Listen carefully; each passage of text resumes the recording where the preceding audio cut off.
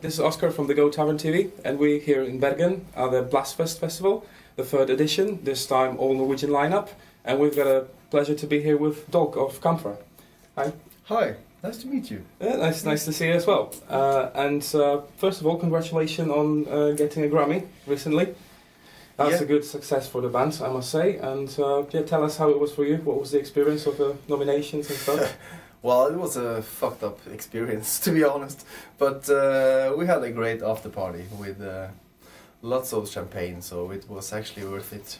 It was really absurd, to be honest. We didn't expect it, because we were up against really pretty nice bands there. Mm-hmm. So, but we got it, and it's of course an honor. After 22 years, it's an honor, you know. If you had been asking me that questions maybe 10 years ago, I maybe wouldn't have accepted the Grammy at all. But today, I actually feel like it's actually an honor. Do you think it's a good commercial success? I don't know about that. You know, we never thought about it like that. You know, it just happened. You know, out of our control. And but here in Norway, of course, I have seen that. Okay, a lot of people noticed it. You know, so I mean, in that way, it's of course a good thing. But I mean, otherwise, we still continue what we have done for 22 years, so that doesn't change too much, I think. So tell us a bit more about your recent creation, Profan. How was it for you to record that, and are you 100% happy with the album, or would you change that anything in this? Well, Profan is quite a strange album actually, because when we made the Djevelmakt, the album before, we really put so much effort into that album. So when we started with Profan, already almost immediately after the last one, we all had this kind of feeling that we didn't quite get there. You know, there was some parts missing. Mm-hmm. And but we just continued creating stuff, and we went, especially me and Ole had some couples of weekends up in Hemsedal, which is more in the middle of nowhere in Norway, and we locked ourselves in there for several days, and all of a sudden the whole album kind of opened. Mm-hmm. You know, and from there it was just really good process with Profan, and how Profan ended up was even better, because I think it's always easy to say that, but I think it's the best kind of you know, kind of compressed album that we have done so far. Yeah, I think everything from the beginning to the end, it's how it's supposed to be. I would like to speak to you about this tour that you did recently with Gorgoroth and Gehenna. I've seen you recently in Warsaw and London, and that was a brilliant show. But I would like to find out how it was for you to present new songs, and how would you summarize the tour with them? Was it a good success? Yeah, it was a really, I would say, a huge success actually, because half of the shows were sold out. And we finally, I got together with Infernos again after all these years. You know, we were together in the very beginning at Malicious Records in Germany, and we haven't done anything together up till now. So it was like, you know, 22 years later, we finally did a tour together. So that was really nice, and was really an honor for us to play with these bands, especially Gorgoroth, I would say. So everything went so smoothly, and to play the new songs is also a challenge at times, but I think we nailed it, you know. Good. Yeah, I have the same opinion. Okay, coming back to Profan album, you did a video for Diamond, and how was it for you? What was the concept behind this? Because it's very dark and gloomy, going together with this concept. So how was it for you? It was, of course, something new, which we have never done before. But we have actually made several scripts during the years, for making a possible video, but we always ended up with throwing it in the garbage. So we decided if we're going to do a video, it's going to be the way we wanted to, and we wanted to do a video that was professionally done, and we kind of did that, I think, with Daimon, which is also the first video ever. So and the whole story is perfect because Daimon is taken literally from Nordic folklore. And then Daimon is actually a nature demon that lives in the nature and try to dig his way home. He can't find back home again, you know, and all these kind of forest creatures nagging him all the time, and he's get no peace. And that song is about that, getting no peace and just looking for something that you will probably never find, you know. So in that sense, both the video and the whole thing came together perfectly, I think.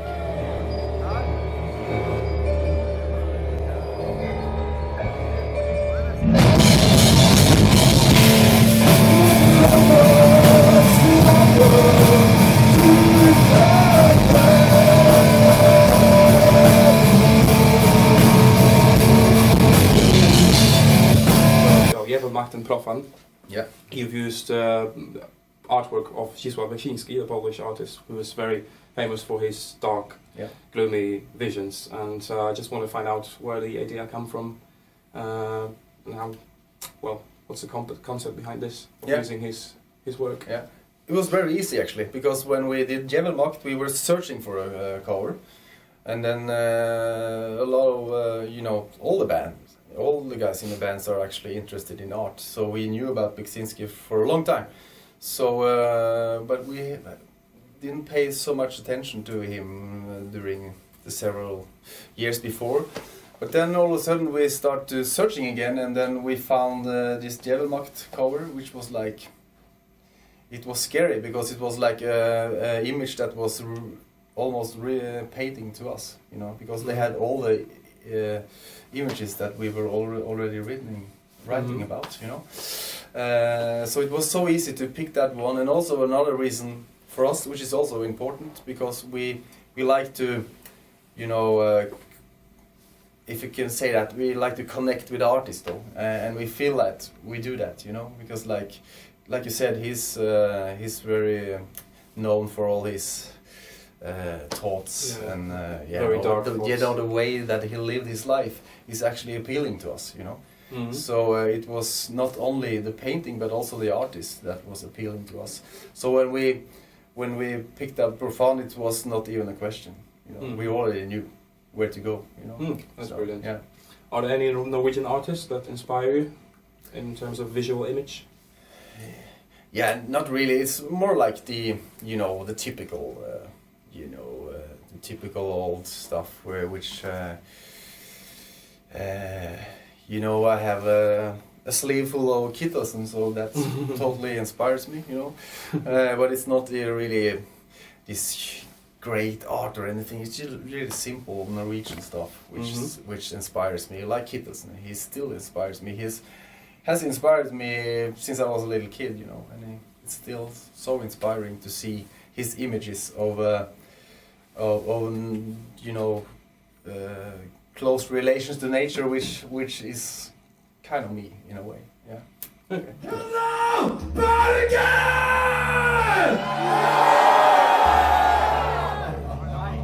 Norway, you fucking lose. This show is going to be in English. So, are you up for some old school shit? Okay, last time we played here, we did a lot of old school stuff. Now we're going to do some new stuff. But this one, this from all of you in front here, this is from the second album. This is from 1999, when there was Dead or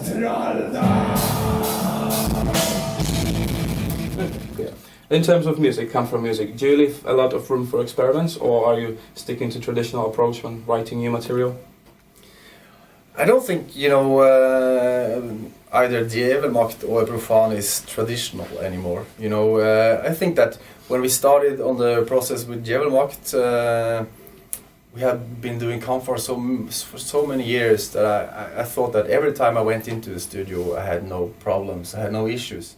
I just knew that, I know this, I can do this, because I know my thing, But when we start doing Djevelmakt, all of us pushed our limits, really, and that was the first time ever, actually, in over 20 years that I was actually literally sweating entering the recorder room because I didn't know if I was able to pull it off. And we continue that path with Profan, so I think that's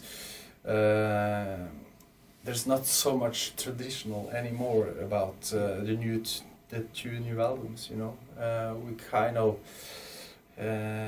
push the limits for ourselves, and to be honest, without bragging or anything, I think especially Djevelmakt also pushed the limits of the term black metal in general here in Norway.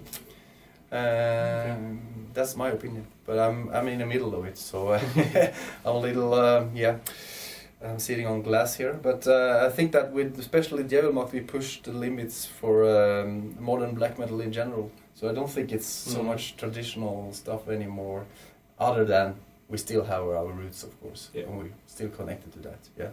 Okay. So last question: what are you doing after Blastfest? Are you planning to go on any tours, or maybe entering the studio soon? Yeah, we actually announced a tour yesterday. In Europe now, we're going. With Bortnagar. Yeah, with Bortnagar. Right now there's so many stuff, so much stuff that's going on. It's impossible for me to say where we're going to end up. Of course, the summertime is a lot of festivals already. We know that, and after the summer, there's probably going to happen some more stuff. But right now it's like impossible for me to answer because right now on my table at home we have 7 offers for touring now. Okay. So where to go? I don't know. I don't know. I cannot answer that. But it seems like we're going to be a bit active. Yeah. It's always good to be active. Yeah. All right. We're looking forward to your performance today, and have a good time and put on a great show as you did on the last tour. Thank you very much. We will do. Thank you. Thank you.